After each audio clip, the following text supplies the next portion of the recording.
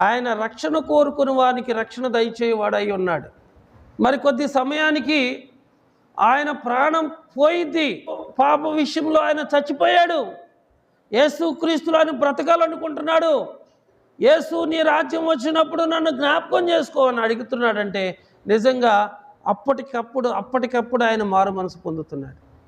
ఆయన అంతకుముందు ఏ ఆదివారం చర్చికి వెళ్ళలేదు, ఏ ఆల్నైట్ ప్రార్థనకి వెళ్ళలేదు, ఎప్పుడు పాస్టర్ గారి చేత ప్రార్థన చేయించుకున్నవాడు కాదు, 10 రూపాయలు కానుక ఇచ్చినవాడు కాదు, ఇంకా చెప్పాలంటే ఆయన బాప్తిసం కూడా తీసుకోలేదు.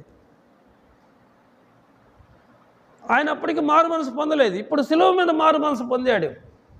అవకాశం ఉంటే ఆయన కూడా బాప్తిసం పొందేవాడు, కానీ అవకాశం ఆయనకి ఇక లేదు.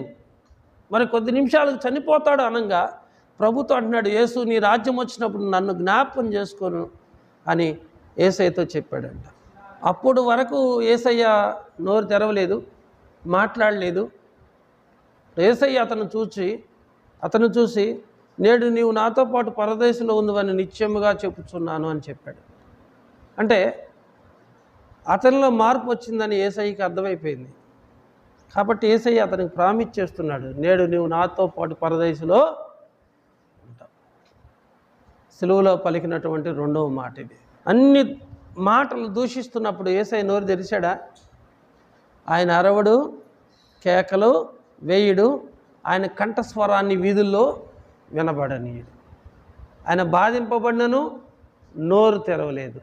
బొచ్చు కత్తిరించు అని ఎదుట గొర్రె మౌనంగా ఉన్నట్లుగా యేసయ్య మౌనంగా ఉన్నాడు. ఇప్పుడు ఎందుకు నోరు తెరిచాడంటే ఆయనకు మారు మనసు వచ్చింది.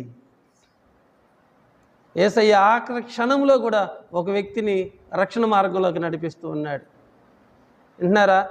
యేసయ్య ఆఖరి క్షణంలో కూడా ఒక వ్యక్తిని రక్షణ మార్గంలోకి నడిపిస్తున్నాడు.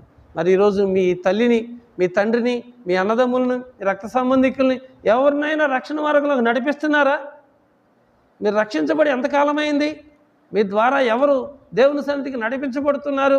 యేసయ్య ఆఖరి క్షణంలో కూడా ఒక వ్యక్తిని రక్షణ మార్గంలోకి నడిపిస్తూ వచ్చాడు. ఆ వ్యక్తి యొక్క పాపాలన్నీ దేవుడు ఎక్స్క్యూజ్ చేశాడు, క్షమించేసేసి ఆయనకు పరలోకాన్ని దేవుడు అనుగ్రహిస్తూ వచ్చాడు.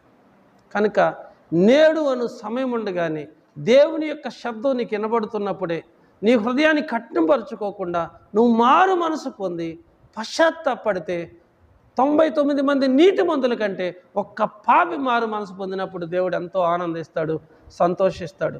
దుష్టులు తమ దుష్టత్వంలో ఉండి చనిపోట నాకేమైనా సంతోషమా?